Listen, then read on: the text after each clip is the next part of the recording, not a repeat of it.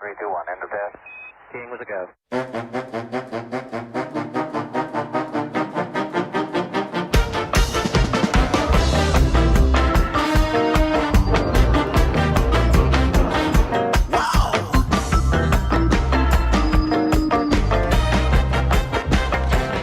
Well, hello there, and welcome to another edition of Warbird Wednesday. My name is Fred Bell. I am the Vice Chairman of the Palm Springs Air Museum, and we are going to look at an airplane today that really is unique, primarily because of its airframe. And we're going to be talking about the Vickers Wellington. Now, this was a workhorse aircraft for the British, did all kinds of stuff, huge build numbers, and one of the few airframes that actually survived the war. But first, I look like, what is this, like an ice cube thing? It actually looks like Minecraft on my head. I know what Minecraft is, Jason. I will say, that hat works perfect on you. I don't think it would work great on me. I know you play that all the time, and you saw the movie 400 times, but we're going to go ahead and take this Marauder off the stick here. I'm going to be talking about the Vickers Wellington. Had an interesting nickname. It was called the Wimpy, if you can believe that, the Wimpy. Its lead designer was Rex Pearson, and the geodetic airframe was designed by Barnes Wallace. Now, the interesting thing, and Greg can throw up this kind of lattice work airframe. I'm going to go ahead and throw up a plan view of the aircraft. Greg, in post-production, can throw up a plan view of the Wellington. Now, the interesting thing about it was when Greg throws up that plan view, it's just like this lattice work. It was incredibly strong. There was fabric over that. We're going to talk about some of the cool things about that. This airplane, because of its design, could take enormous punishment. And in many cases, the fabric would catch fire, but the subframe would still be there. And the airplane would keep flying. It could take tremendous damage. The plan for this started in 1932, and the idea was the British were already getting concerned about rearmament in Europe. They weren't at the frantic pace yet that they got in the late 30s, but they were concerned about rearmament, and so this airplane started development. It's a twin. Now, the interesting thing about this was and by the way, there's a ton of variants. There were maritime variants, there were transport variants, there were bomber variants, but the aircraft, and it had some really interesting and very intricate gun turrets on it.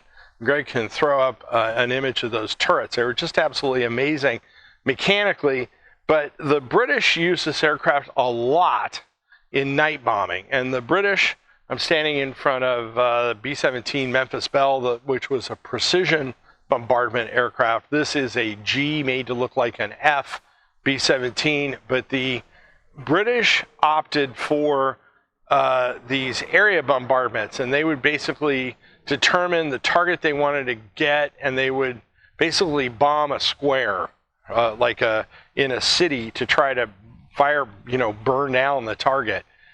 It's a very, very controversial tactic. Looking on it now, as long as we have after the end of World War II, there's a lot of debate about the firebombing and what happened, this kind of night aerial bombardment. You can put your own comments in. It led to enormous loss of life and tremendous damage to the cities. But you have to remember, both with Japan and fighting in Europe, the thought process was they had to break the will of the enemy to fight. Because of its workhorse nature, it has the distinction of being the only British bomber that was under construction during the entire war.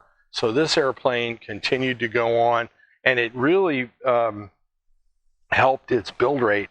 11,461 or 462, there is a little bit debate there.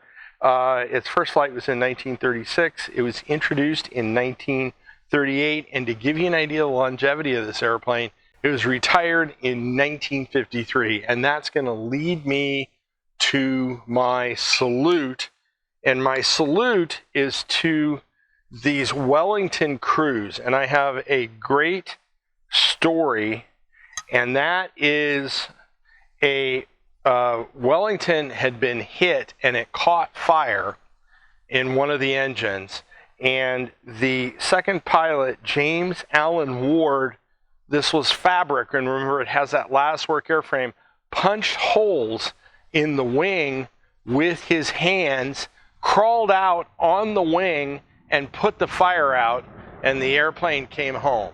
That is incredible, and it's a testament to these Wellington crews. So I want to salute these Wellington crews today with spider venom.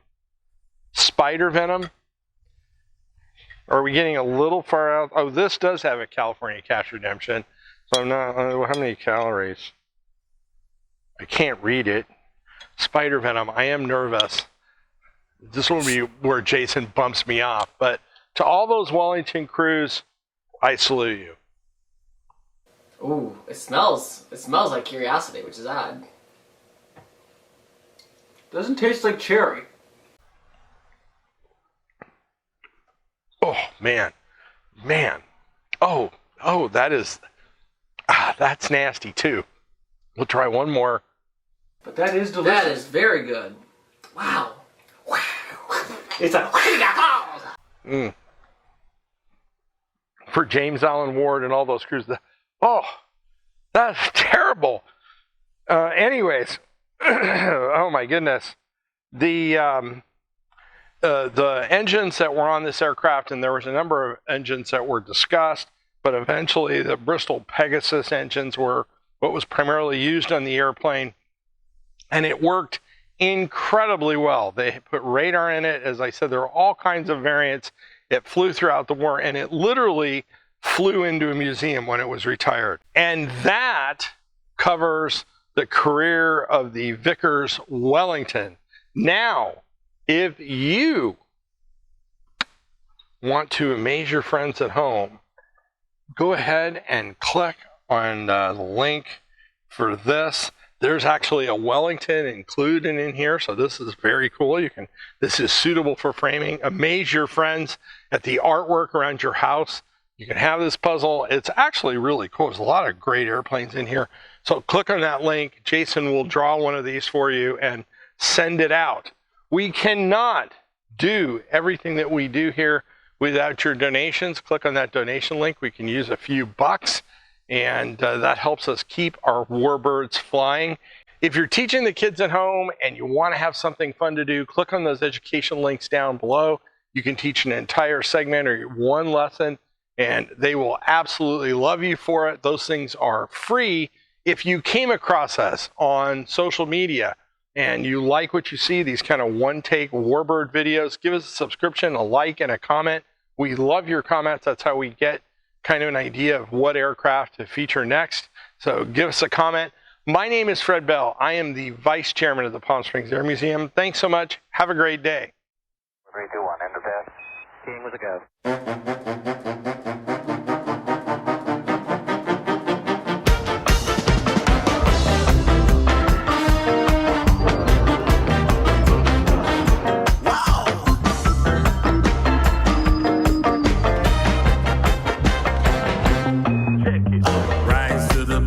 Day, all my fears have gone away.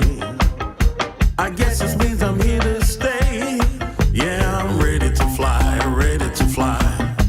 Wasn't long ago I shook at the thought of being hooked. But ever since I wrote my book, I'm ready to fly, ready to fly. Come along and join us, we can plug you in a simulator. We'll teach you how to dance and be the perfect imitator. We'll give away all your music to the operator. We were born with a light to shine, and we can do it in our lifetime. And when we get the balance right, oh, we're riding on the satellite. Very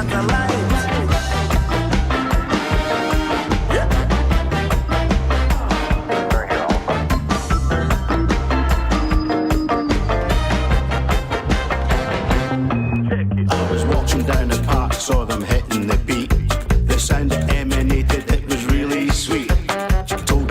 shy young man bitten twice and gave a little old school good advice. Pretend is not the thing, got to be yourself. Honesty, integrity, happiness and health. Bending to the needs of others in the way. Be true to yourself and let the music play. Come along and join us, we can plug you in a simulator. We'll teach you how to dance and be the perfect